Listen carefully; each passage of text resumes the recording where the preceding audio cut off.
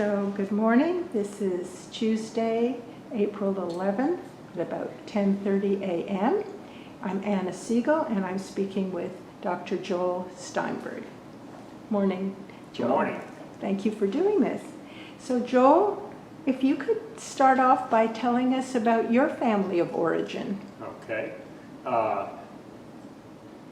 My mother's side of the family was in Poland, and roughly in the 1880s, my grandfather, my great-grandfather, married my great-grandmother, and he got drafted, so he left. And when he came back, my grandmother was there. And the story is, he says, "That can't be mine," but it was. And they left almost immediately and went through New York, but ended up in Beaumont. And my mother was born there, I think 9 years later. That was her second child. And my mother was older than most of her aunts and uncles. And she has a large family here too. The Weitzmans, the Aarons,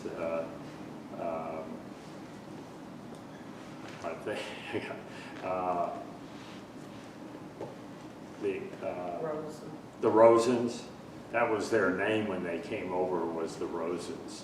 And she grew up later in life. She stayed in Beaumont, and when they struck oil somewhere, her father and her mother went and opened a store in that town and sold clothing for people working. And then they finally ended up in Dallas. And my mother was born here in 1907. And I think she has two aunts she's older than, and one she's the same age as. And then I was born in Dallas also, at St. Paul Hospital. My parents were married at Temple Emmanuel in 1927. My father's family came from Poland also and lived in Toledo for about, they were in the middle 1800s there. And he had five sisters, and six sisters, and he was the only boy. And his father was in the dress manufacturing business in Toledo, doing very well, but his wife developed TB. And in the early 1900s, there was no treatment for it, but there was a Jewish hospital in Denver that specialized in it, and they moved there, and she died, but he stayed there through World War I, manufacturing clothes, and did very well. But after World War I, they couldn't get transportation adequately enough for them all around the country. So he looked, and Fort Worth was the railhead, so he moved there. And they were doing very well after World War I, but then his father died of a heart attack. And so my father moved to Dallas. He was like 23 years old. And his aunt came with him his sister came with him to Fort Worth, but she stayed there and married a husband from there. And then my dad moved to Dallas, and in 1927, they got married. And he worked for a manufacturing place. He was the back part, ran the back part of it. And then in the late 1930s, they decided to reopen their factory in Fort Worth, and they did. For the first year, he commuted, and then one night he came home. He's always home before 6 o'clock. He came home at 7, and my mother said, "Well, what happened?" He says, "I fell asleep driving, but I ended up in a field. I didn't hit anything. It didn't damage the car, but we're moving to Fort Worth." And so I was 5 years old, and we moved there. And I have a brother who's a year and 10 days younger than I am. And I started school in the first grade when I was 5, which wasn't supposedly, but my mother says, I can't find his birth certificate, but he's 6. And the next year she couldn't find my brother's and he was 6. So we went through public school in Fort Worth, and we belonged to the temple over there. And in early January of 1952, my father died of a heart attack. He was 51. And so my mother moved back to Dallas, and she waited till I graduated high school and then waited for my brother the next year, and then she moved back here. And I met my wife when I was just 15. It was in December when I was 15. My birthday's in November. And I came over to a Rolnick wedding, which was my aunt, and as sheriff, and I didn't know anybody there. And I was sitting there, and she was sitting across the room at a table by herself, and I was sitting by myself. So I walk over, and we talked for 2 hours or more. And then I went back to Fort Worth, and a month later, I get a letter from her saying, I'd like for you to be my date for a Sadie Hawkins Day dance with BBYO. And I said, I'd love to. So I came back over and then stayed on her street up the block with a guy I knew. And in those days, you started driving by yourself when you were 14. And I was just 15, and we dated. And then it worked out really well. And when I'd come over maybe once a month and take her out. And then after my father died, we moved here, and that made, and interesting enough, she moved from South Dallas out to the Preston Center area, and my mother took an apartment right there. We were across the alley from each other, and she didn't know that at the time. So we really, and then when I was in college then, and I would come home and we would date. And but never, I'd go back and date other people, and she would date other people. And I went to Tulane undergraduate, and they had a program. If you got all your documentations and your courses, after 3 years, you could get in medical school, and I did. And I was there 4 years, and started out, I don't want to be a surgeon, but when I went to the operating room, I didn't like it, and ended up being a pediatrician. And I came here and did an internship at Parkland, and then I went back and finished my residency, and I was chief resident down there, and we got married in 61. So that I don't have to do the math, how many years are you married? We've been married, we've been married 61 years, but is that right, honey? Yes, it's Right. Okay. We've been married 61 years, and but we dated 12 years before that, so it's really 73 years we've done it. And I was a chief resident for pediatrics at the largest hospital in the United States called Charity Hospital, and got her a job there. And then I was going to do hematology, and I got drafted. And the chairman of pediatrics there was head of the American Board of Pediatrics, and I told him I'm drafted. He says, call this number at the Pentagon. He'll get you where you want to go. And so I call him, and he says, oh, you're looking to go someplace? And I said, yeah. He said, where you want to go? I said, Hawaii. He says, you're 100 on that list. And I said, how about Europe? He says, you don't want to go there if you're a pediatrician. You'll be the only pediatric doctor.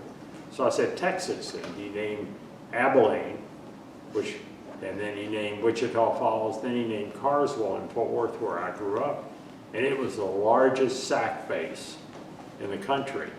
And we had 47 doctors there, which was really, and I really enjoyed it. And as my wife told you, our daughter was born there. And I'll tell you a funny little story. She had a long labor at the hospital, and all the OBs were graduates of really good medical schools. And our daughter was born, and my mother and her mother were in the waiting room, and I said, come with us, they'll show you to it. And my daughter from the long labor had a head that was pointed. And my mother looks at it and turns to her mother and says, "She must look like somebody in your family." Yeah, I know my mother. She was, and so we, after I got out of the service, we moved to Richardson because I didn't have much money and I wanted to practice. And I ended up with 3 partners. And it was very interesting. The first partner was Catholic, but his great-great-grandmother was the daughter of an Orthodox rabbi. So he's basically Jewish. And then Gary Marshard, you know Gary Marshard? Mm-hmm. And he joined me. And then the last one was Steve Crow, who was Trammell Crow's nephew. And his grandparents, both of them were my parents' good friends, and he was Jewish. His mother was Jewish from that. And so we had a Jewish practice. Oh, small world. And then I wanted to teach. And I started teaching at Southwestern in 1964 when I went in practice. And I had residents in my office, and then I would go down there every Thursday when I was off and either do a clinic or give a lecture or something. I really enjoyed it. And then a good friend of mine recruited me in 1986 to go down to the medical school and become the medical director of the emergency room in children's. So I did, and 3 weeks later he says, "Well, I'm gonna promote you." He was medical director of the hospital. "You're now medical director of the hospital and run the teaching program." Yeah. And so I did that for 16 years and really enjoyed it, and taught. And then I retired in 2013, but I continued to teach, volunteer teaching till 20. And one of my grandkids graduated medical school that year. And after I gave the class a lecture, I went up to the instructor and said to her, "I'm through now. My grandkid just graduated." Oh, you did your duty. Yes. You did your duty. And he's now at UCLA. He's at UCLA Children's, and his wife's pregnant, and they're going to have a boy. But I think he's coming back here because her parents live here and his parents live here. Mazel tov, I hope so for you. Right. So, yeah, you have a fascinating family history, but I'm interested. So you have probably seen a lot of growth in the medical community down at UT Southwestern. Uh-huh. Very good. I'm now professor emeritus there, and I had a chair in my name my brother gave me, put up the money for it, and I also was head of the Texas Pediatric Society for 1 year. The school board here, I was chairman of the volunteer physician committee there, and I really enjoyed everything. Wow. That was my life. Yeah. So, but I didn't know why I became a doctor. I still don't. No one in my family was. I didn't know who my pediatrician was. And there was a kid, I lived on Potomac, which is 1 block north of Highland Park Village, went up to the age of 5. And there was a kid 3 houses down, Jewish kid, and we both wanted to be doctors. And he became a neurosurgeon, he went to California and became a neurosurgeon. But I have a lot of relatives here. In fact, I have one over in the hospital building now. Mm. So I'm intrigued. Did you say that your mother's family went to Beaumont originally? Uh-huh. How did they get to Beaumont, Texas? I don't know. Okay. They went down there, and she was born there.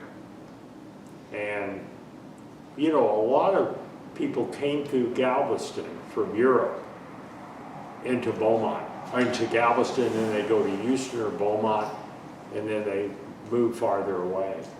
And, but I don't know. The interesting thing is my father's grandfather wasn't a Steinberg. He was some name I never can remember. And if you had more than one son, you had to go to the army in Poland. And so he was given to his aunt who had no children, and her name was Steinberg, and that's how we got the name Steinberg. That's a fabulous story. And So, they moved here to the United States. okay, so you mentioned a story about, I think it was on your father's side, someone being recruited from the army in Poland. It was my mother's grandfather.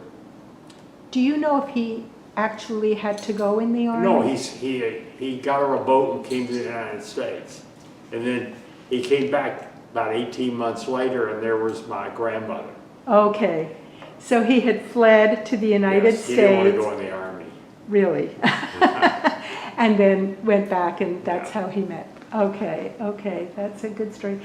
So you've seen a lot of changes, I'm sure, in the Jewish community, and being a pediatrician, you probably touched on a lot of families in the community.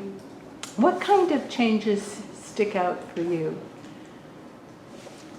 Well, I think the main one, it's a large Jewish community now. I think there's over 30 synagogues, temples, other types of things. And I don't think there's as much anti-Semitism as there was when I grew up in Fort Worth. And I went to the largest high school, which had 530 in my graduating class, and there were only 8 of us who were Jewish. Okay. And the coaches picked on me and everything. But I went to Tulane, and it was 27% Jewish, and there was never any anti-Semitism there. Went to medical school. I'd say a third of the doctors teaching me were Jewish. So that's interesting about the anti-Semitism. What kind of things do you recall experiencing in Fort Worth? Well, from other students was physical. They'd slug me. But then I had a next door neighbor who wasn't Jewish, who was a good friend, and he beat them up when they beat me up. And after a short period, that quit. But there was a bunch of, we lived in a Jewish area, which meant there was probably 12 families there. Fort Worth did not have a large Jewish population.